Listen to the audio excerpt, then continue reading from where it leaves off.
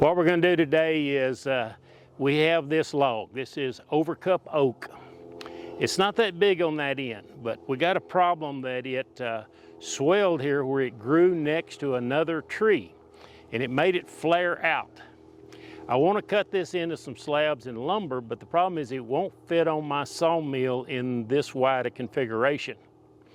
The widest I can get on the widest cant I can get on my sawmill is 22 inches wide. And obviously this log exceeds that. So we're going to do something very unusual. We're going to first take a chainsaw mill and reduce this in size till we have a cant that will fit on the sawmill. The reason for that is every time I use my big chainsaw mill and cut through this, I take a1/2 inch of wood out and turn it to sawdust. If I can get the finished squared up cant on my sawmill, then I'm only taking like 1/16 inch of sawdust out of every pass I make. So it's much more efficient. I can operate the sawmill by myself. This takes 2 guys to handle this big chainsaw mill and get this done. So what we're going to do is we're going to work on squaring this log up enough, reducing it in size till I can get it on the sawmill. We are not going to throw away the excess wood. We will try to cut it in as thick a pieces as we can, and later on we will take those offcuts and go to the sawmill and see what we can salvage out of those pieces. But the primary goal right now is we're going to reduce this log in size till we got a cant that'll fit on the sawmill. So here's how we're going to do it.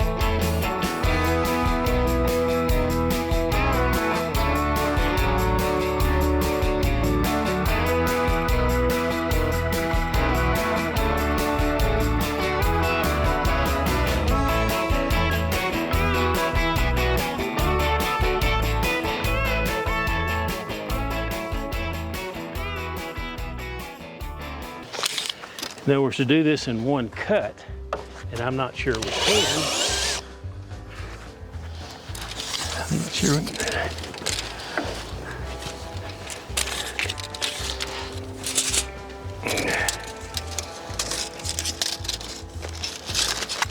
From the pith, man, we're right on 11 inches here. That's just right. So if 11 inches, I'm reading 23 and a half here now. Well, ago I was reading 24 and a half. I don't know, maybe because we changed the other end, we changed this end. It needs to be 23 and a half to come out level with the pit on this end, or the other end. Let's see where we're at. 23 and a half, you go with that.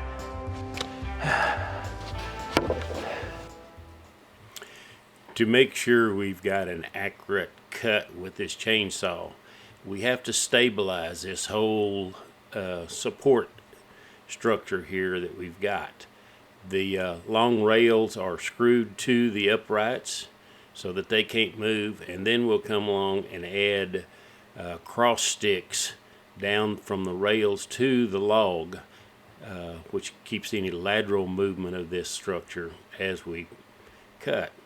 This chainsaw is very heavy, and if you don't stop and screw all this together and stop it from moving as you pull the chainsaw down through there, it'll make the chainsaw cut vary. So you end up cutting a wavy cut down through your logs if you allow it to move around.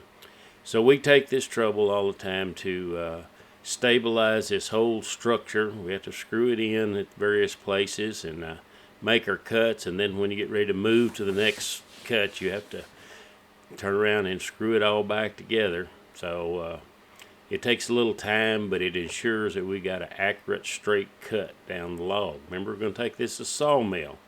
We'll end up having to cut a trim cut off of it if we don't show up at the sawmill with a straight line cut already on the log. So it just wastes wood if you don't do this.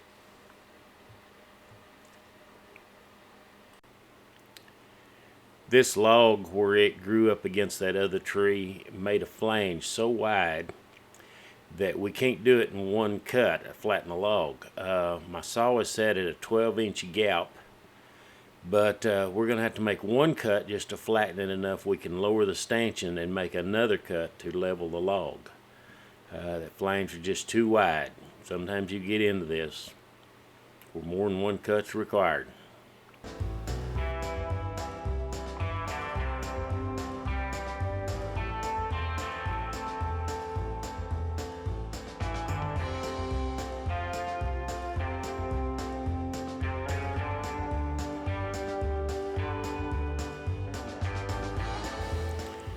One thing you're going to have to keep in mind as you run a chainsaw mill, it is a very dusty, dirty operation. To be safe, you need to make sure you've got eye protection and very sure that you've got breathing mask on. This dust is flying everywhere. It's a windy day today that we're doing this. But the sawdust is blowing around everywhere and you're breathing it, and that is not good for you, especially oak sawdust. But wear some protection, face shield, because there's stuff flying out of there all the time. Wear a dust mask, cover yourself with clothes that you can take off and shake out, because you're going to be filthy time you get through making a cut through this log. Chainsaws, mills just have their downsides, and this is one of them. It's just a filthy, dirty, hard operation. But the only way we can cut these big logs.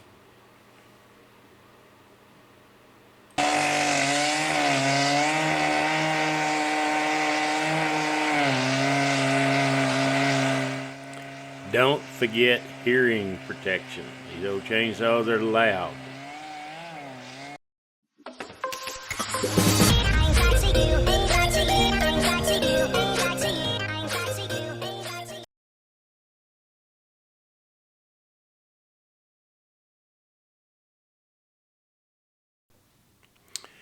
We have to stop at regular intervals and put wedges between the cut piece of slab and the cant. If we don't, the log falls down and pinches the chainsaw chain. It makes it much harder to cut and a lot more drag on the saw. So this is a regular exercise to put wedges between the slabs. What? I said it's got it flat. Let's unscrew it and put the saw out of it.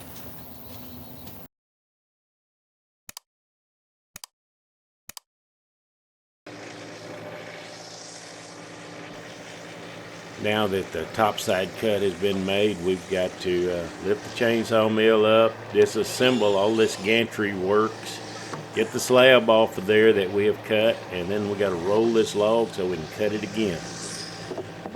Kind of rinse and repeat. We have to do this over and over, but it takes a lot of time to do all these operations.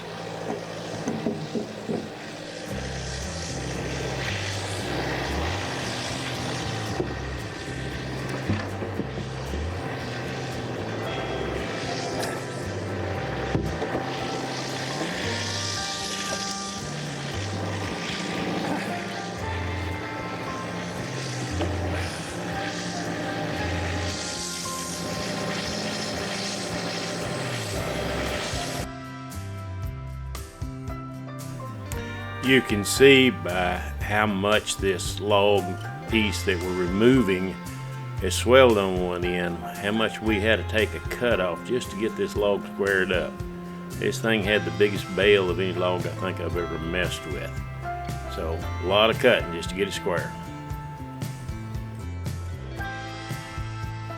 This log is so heavy I cannot lift it all at one time. So I'm just using this chain. I'm going to roll it off and get it sorted in position. Then we'll have to hook the chain up and lift one end at a time back up on these blocks, because the tractor just won't lift this much wood up at one time.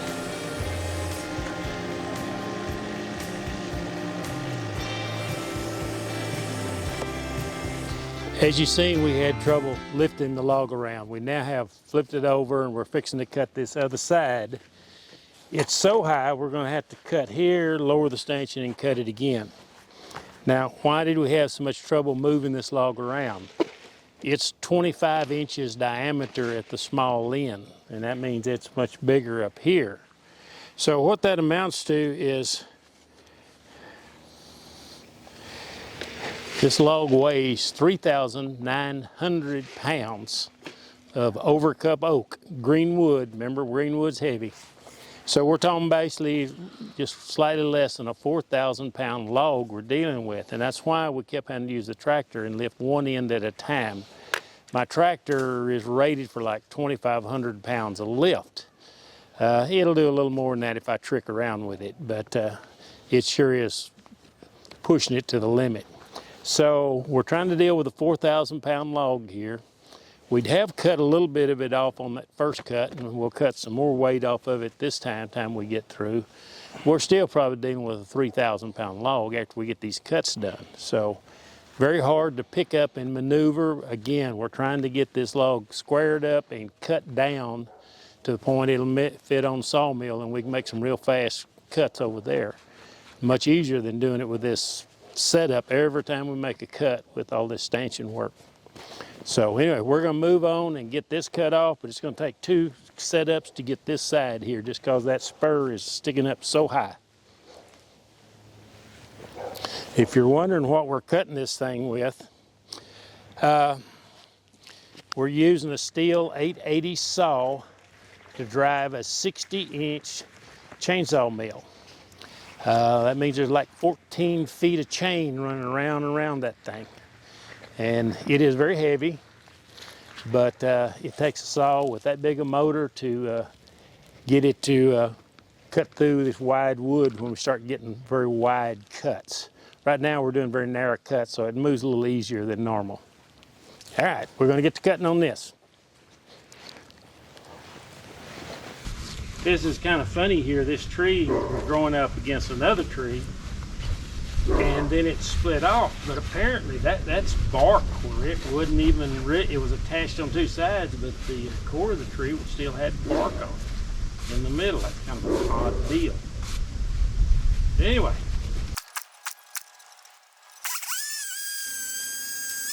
Again, because this log is flared so wide, we're going to make a 12-inch cut here, and then we're going to have to lower the stanchion and come back and make another cut there to get this log flat.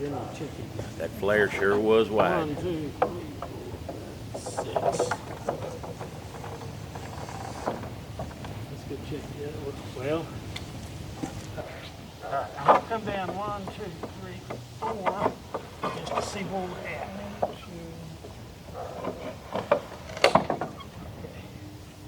What we want is... Again, we're measuring from the pith up on this log so that we can square the whole log end to end from the pith. So everything's true and in line. 4.5. You might wonder why we keep spending so much time jacking this log up and putting it on blocks underneath it, other than to chalk it in place. The real reason is when you start trying to pull that big, heavy sawmill, you need to be standing upright. Notice as we get on this log and get lower, how we kind of have to bend over to pull this chainsaw mill. That sure gets your back because the sawmill is so heavy. So we keep raising the log and putting blocks under it to try to keep it at a height that we can stand up and run the sawmill.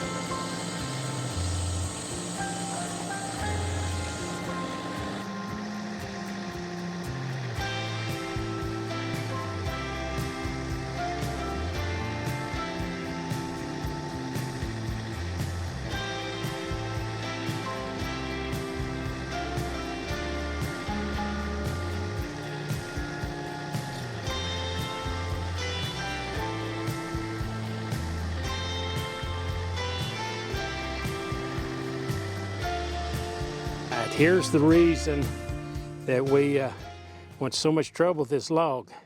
Just look at the grain on this thing. It is some beautiful stuff. And a little water on it gives you an idea of what, once we make something out of it, what it'll look like. It is some beautiful wood. So we're getting it down. And where we're at right now is tape measure across the, we should, no, other way, the flats. And you're reading what? 21.5 inches. Mm-hmm. So that'll fit on the sawmill that way. What we really need to do though is roll it one quarter turn and flatten one more side that we can lay down the sawmill. Then the fourth side we can trim off on the sawmill. So we're gonna roll it and cut one more time, then we're ready to go to the sawmill with this thing.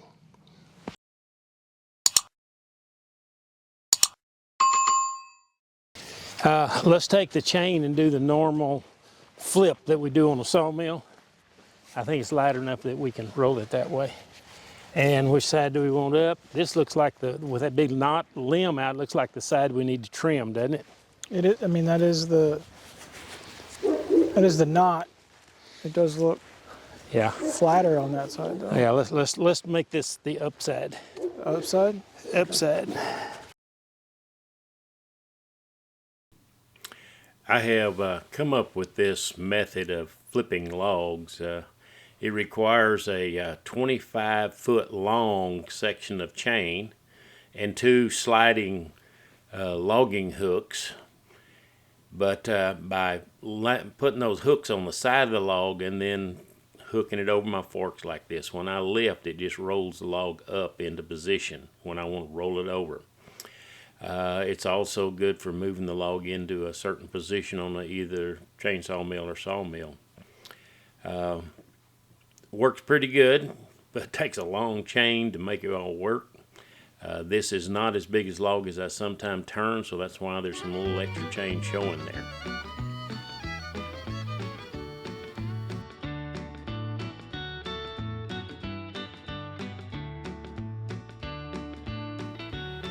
Again, we're jacking this log up on blocks to get it at a height that we can stand up and pull that chainsaw mill through it.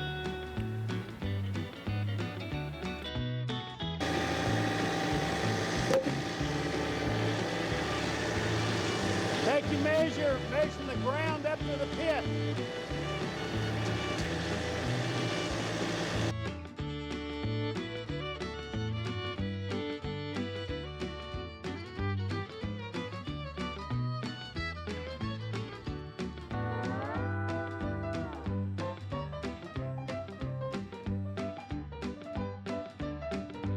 The ground runs downhill, so that's really kind of level. Yeah. Okay, now take the red level and lay right against the side of the log. Are we vertical? We need to be square with those other 2 cuts. Yeah. No. So what we need to do, which way do I need to roll it? Tip needs to go to 2. Go back. It's very important that these 2 vertical sides of this cant align with the top piece we're fixing to cut. That needs to be a real close 90-degree angle, or otherwise all your boards are going to have a slope to them. Notice that repeatedly we get the tape measure out and measure, and it's always from the pith up to the top of the stanchion or the chainsaw mill, so that we want an equal cut, always from the pith. And the pith is your main measurement. You want the cut to be equal. So always measure from your pith up to your saw, or from your pith down to the ground. Whichever measurement you take, key it off the pith, and that way you will have a log that once you get it on the sawmill will cut straight down it. What you do not want is a pith running uphill or downhill once you put it on the sawmill. That cuts crooked boards.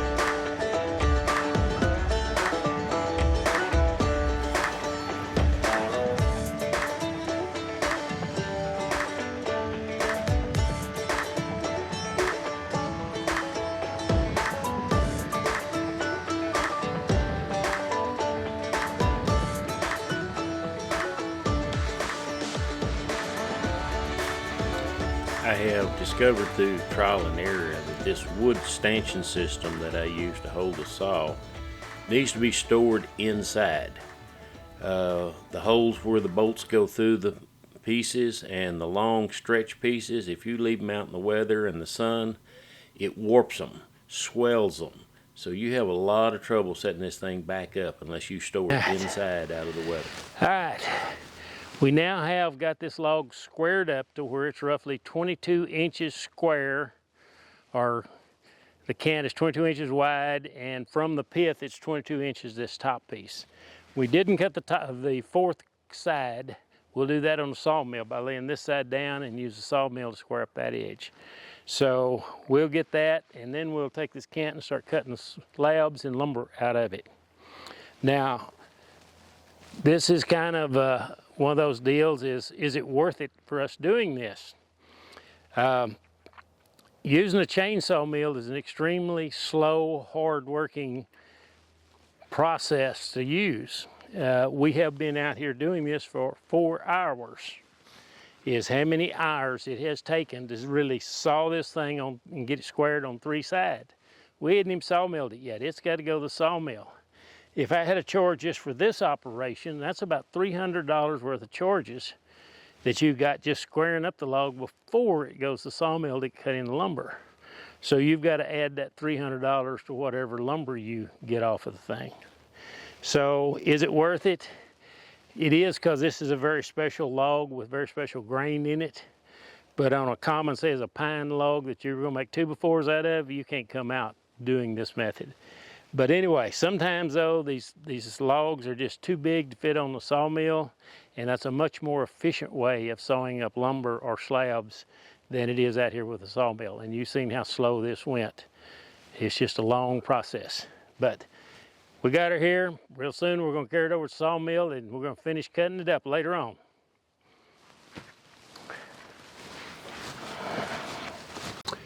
Now y'all seen the large log that we had to use the chainsaw mill to cut square enough cant to get on the sawmill.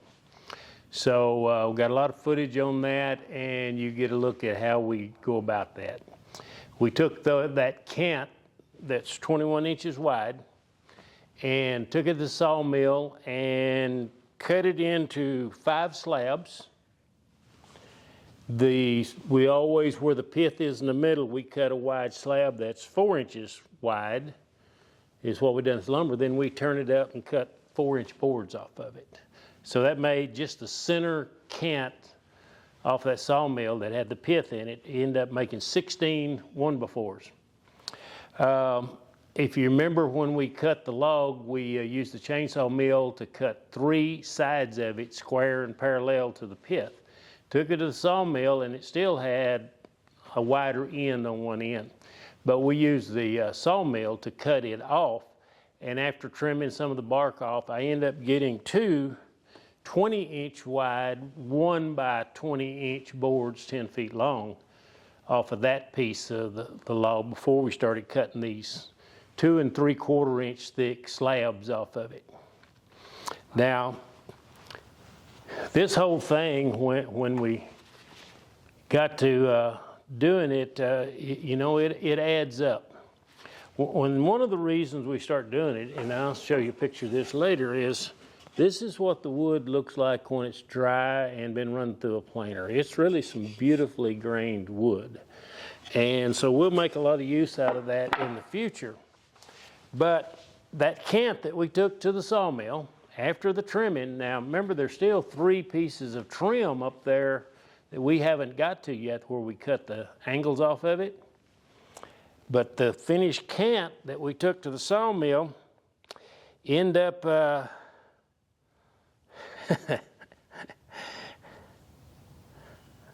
didn't add that up. Stand by. All right, let's get back to it. This cant that we took to the sawmill, time we got through cutting it, it ended up producing 327 board feet of lumber. What may kind of amaze you on the thing is just one of these thick cants that we've got here that's 21 inches wide and 2 3/4 inches thick, 10 feet long. That's 48 board foot of lumber in just one of these. So that's how it adds up so quick. So the question comes back, did we come out by spending a whole morning or about 4 hours in the morning trimming this cant up to get it square enough to go to the sawmill? We will. I think it's going to come out because, one, it's a quality wood. We got a lot of production out of what was left out of the log after we trimmed it. And 327 board feet of lumber out of that one cant, 10 feet long. If you want to kind of put a price on that and figure out when this eventually sells. Now remember, thick wood like this is going to take 2 to 3 years to dry, air dry here in my kiln, my solar kiln. This 1-inch lumber will probably be ready by next fall. It needs to go through one of the hot Texas summers and it should be dry, but this is going to take 2 to 3 years to dry into slab wood to be used for whatever project. Make some great bar tops. Okay, but after all's said and done, if I sell all of these, we're probably talking about $1,900 worth of wood in this one pile. So did we pay off by spending 4 hours in the morning cutting the thing, and it took me about 2 hours to cut all of this up on the sawmill. Sawmill is much faster than a chainsaw mill. So I think we come out on the thing, and that's just the process. Sometimes you will go get logs that are way too large for the sawmill. And that's what we had to do in this case. How long it takes to use a chainsaw mill, and in fact you have to have 2 people to run it and heavy duty equipment to turn logs that large, makes you start thinking about maybe getting a wider sawmill or something, and that is certainly one option. Anytime you start going purchasing $30,000 or $40,000 sawmills, you're going to have to make sure that you've got enough production to pay for that. I'm really not pushing that much of these big slabs through here, and I'll be 74 next month. I really don't want to start buying a whole bunch of equipment that then I got to work really hard to pay for in the future. So we're probably going to stick with this same method to process logs. Now, what's coming up in the future, if you want to look at some of the videos here in a month or two, I have a 5-foot diameter one of these oaks up there that I will be cutting up with only a chainsaw mill, because there's no way it's going to fit on the sawmill. So I'll end up having 5-foot wide slabs of wood to make tabletops out of after it dries. And a couple of weeks ago I picked up a 30-inch diameter southern red oak that we will be cutting into probably a lot of lumber. I'm getting where I'm having enough slabs in my barn. I need just some lumber on the thing. We've been bringing in a lot of logs here lately. I brought in 5 silver maple logs that we will be cutting into various lumber and bowl blanks. I just got back last week from Ranger, Texas, and cutting a load of mesquite and cedar elm that I brought back, and that's the second load I brought back in a month from there. One of the unique things in one of my feature videos is, while I was there last time, I cut a 30-inch diameter mesquite tree. And we will show cutting that up into slab, but that mesquite tree has just a little bit of history in it. When that ranch was settled in the 1880s and they built the one-room house at that time, the thing was surrounded by mesquite trees, and apparently the old rancher took care of them and trimmed them up. So one of those trees now is 150 years old, and it's 30 inches wide and grows straight up for 10 feet before it even branches. So it's a beautiful piece of wood. Unfortunately, it has been attacked by mistletoe over the last few years. It has really sucked it down. Then they had a drought out there this last summer, and it just gave up the ghost and died. So we cut it down because it's a dead tree, and right next to a barn there at the house. So we will be cutting that up. should make some beautiful slabs. You can't hardly find a 30-inch wide slab of mesquite. It's just such a rare thing, even down here in the South Country. So we'll be doing that over the next few months, so stick around for some of those videos, and you'll see how we do those items. Thanks for tuning in. We appreciate it.